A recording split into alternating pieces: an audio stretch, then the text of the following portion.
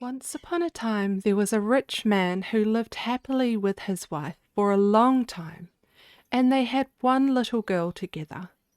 Then the wife became ill, and as she became deathly ill, she called her daughter and said, "Dear child, I must leave you, but when I am up in heaven, I shall look after you.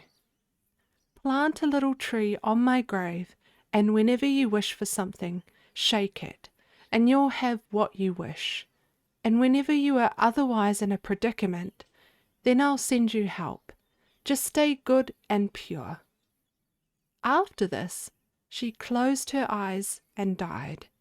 Her child wept and planted a little tree on her grave, and didn't need to water it, for her tears were good enough. The snow covered the mother's grave like a little white blanket, and by the time the sun had taken it off again, and the little tree had become green for the second time, the man had married a second wife. However, the stepmother already had 2 daughters from her first husband. They had beautiful features, but proud, nasty, and wicked hearts. After the wedding had now been celebrated, and all 3 entered the house, a difficult time began for the poor child. "What's this terrible, useless thing doing in our rooms?" the stepmother said. "Off with you into the kitchen. Whoever wants to eat bread must first earn it. She can be our maid." The stepsisters took away her clothes and dressed her in an old grey smock. "You look good in that," they said, while mocking her and leading her to the kitchen, where the poor child had to do heavy work. She had to get up before dawn, carry the water into the house, make the fire, cook and wash. Meanwhile, her sisters did everything imaginable to cause her grief and to make her look ridiculous. They poured peas and lentils into the ashes of the hearth, so she had to sit there the entire day and separate them. In the evening, when she was tired, there was no bed for her, and she had to lie next to the hearth in the ashes. Since she was always rummaged in dust and looked dirty, they named her Cinderella. At a certain time, the king decided to organize a magnificent ball that was to last 3 days, and his son was supposed to choose a bride at this event. The 2 proud stepsisters were also invited to it. "Cinderella," they called to her, "come up here, comb out our hair, brush our shoes and fasten our buckles. We're going to see the prince at the ball."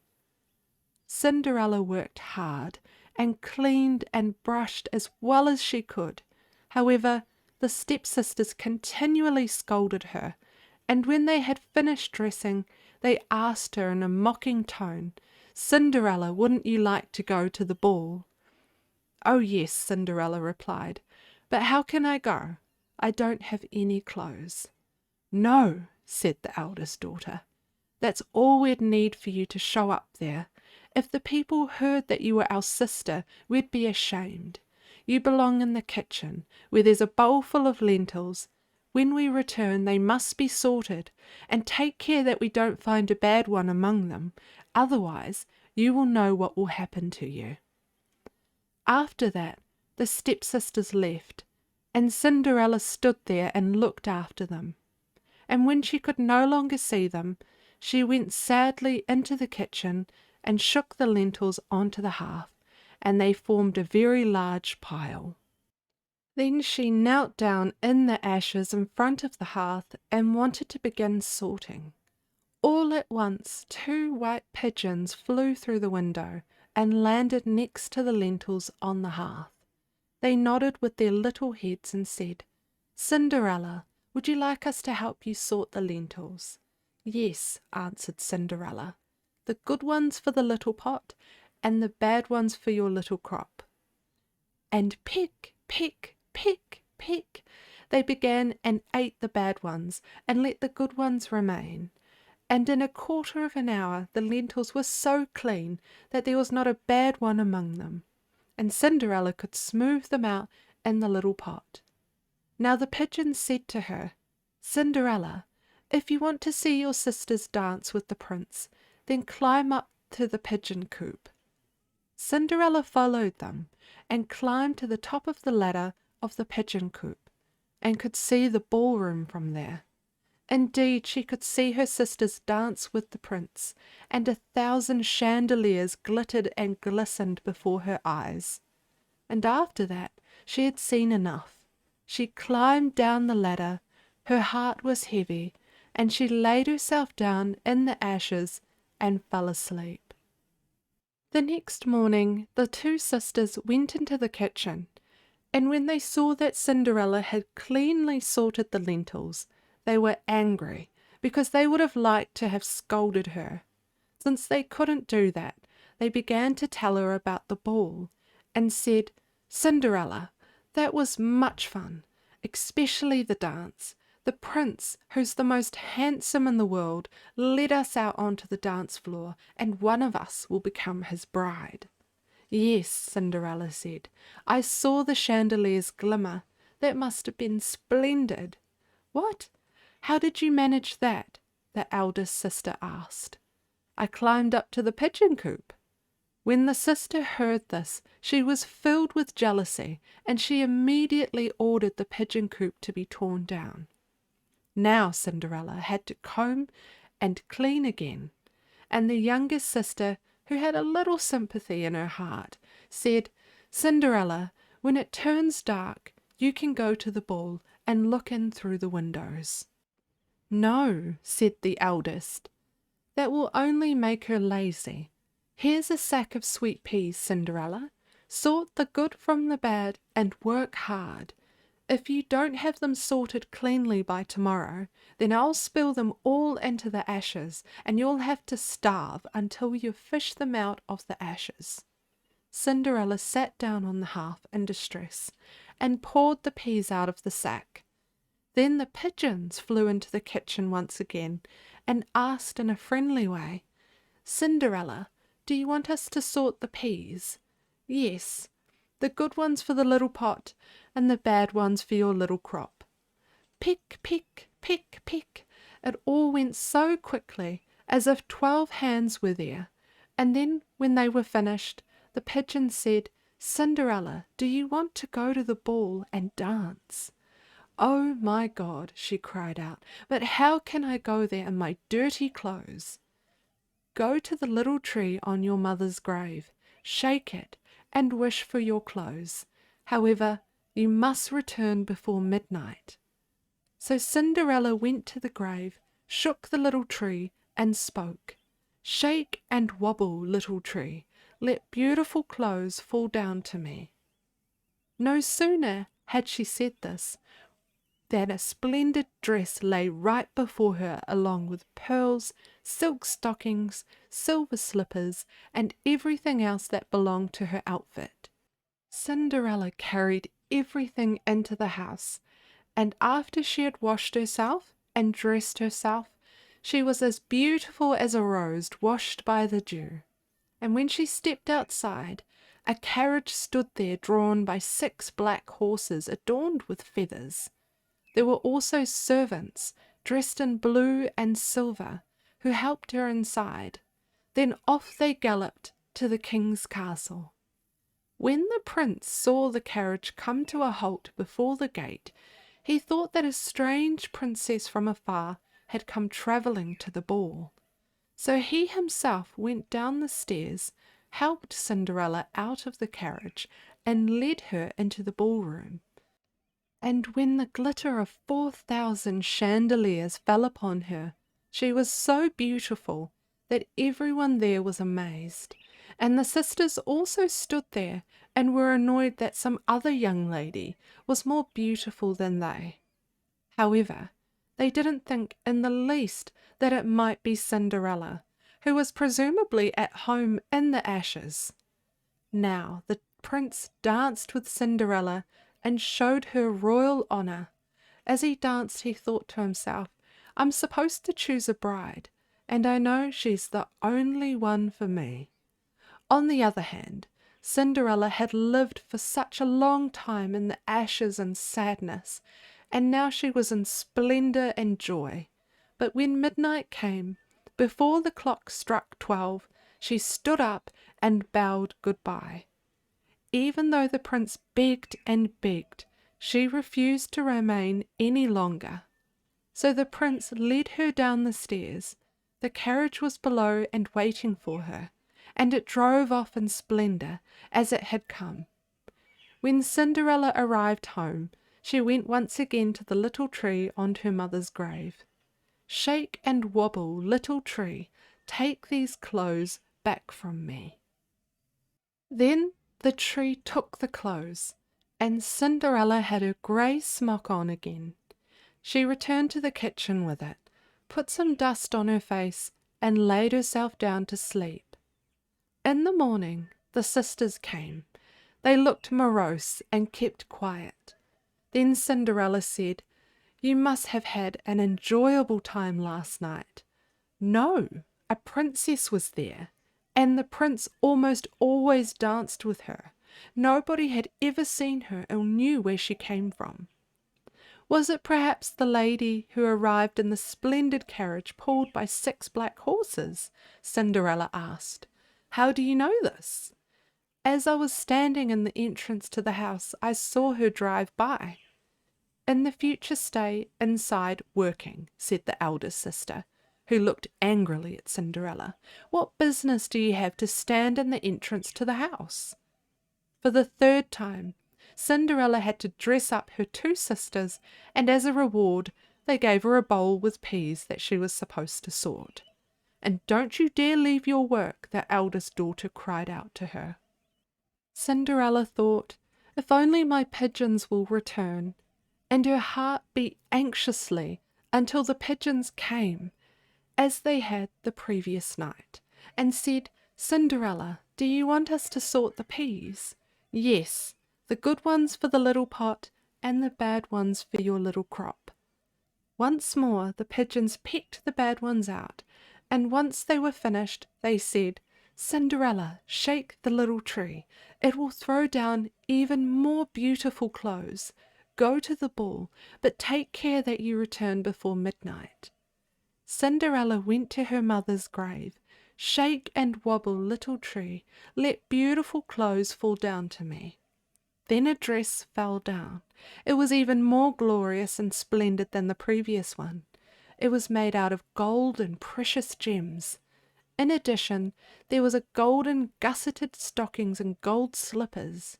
And after Cinderella was completely dressed, she glistened really like the sun at midday. A carriage drawn by 6 white horses that had plumes on their heads stopped in front of the house, and the servants were dressed in red and gold. When Cinderella arrived, the prince was already on the stairs and led her into the ballroom. If everyone had been astonished by her beauty the day before, they were even more astounded this evening, and the sisters stood in a corner and were pale with envy. If they had known that it was Cinderella, who was supposed to be at home in the ashes, they would have died of envy. Now the prince wanted to know who the strange princess was, where she came from, and where she drove off to. So he had people stationed on the road, and they were to pay attention to her whereabouts. Moreover, he had the stairs painted with black pitch so that she wouldn't be able to run so fast. Cinderella danced and danced with the prince, and was filled with so much joy that she didn't think about midnight. All of a sudden, as she was in the middle of a dance, she heard the clock begin to strike. She was reminded of the pigeon's warning and was terrified, so she rushed to the door and flew down the stairs. However, since they were covered with pitch, one of her golden slippers got caught, and Cinderella didn't stop to take it with her out of fear.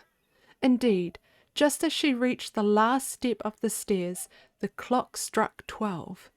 Consequently, the carriage and the horses disappeared, and Cinderella stood in her grey smock on the dark road. In the meantime, the prince had rushed after her, and he found the golden slipper on the steps. He pulled it from the pitch and carried it with him. But by the time he had made it down the stairs, everything had disappeared. Even the people who had stood guard came and said that they had seen nothing. Cinderella was glad that nothing worse had happened, and she went home.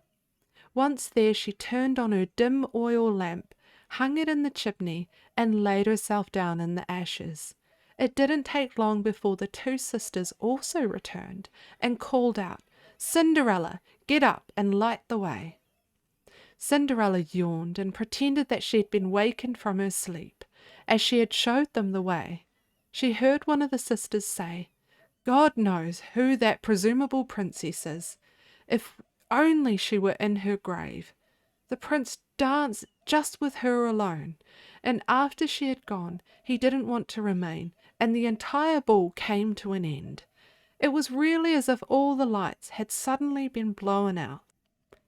Meanwhile, the prince was thinking, if everything else has gone wrong for you, now the slipper will help you find your bride. So he had a proclamation announced and declared that whichever maiden's foot fit the golden slipper was to become his wife. But the slipper was much too small for anyone who tried it on. Indeed, many couldn't even slip their foot into the slipper, and couldn't have done so even if the single slipper were two. Finally, it was the turn of the two sisters to take the test. They were glad because they had small, beautiful feet and believed it couldn't go wrong for them, and that the prince should have gone to them right away. "Listen," said the mother secretly, "here's a knife, and if the slipper is still too tight for you, then cut off a piece of your foot. It will hurt a bit, but what does it matter? It will soon pass, and one of you will become queen." So the eldest sister went into the chamber and tried on the slipper. Her toe slipped inside, but her heel was too large.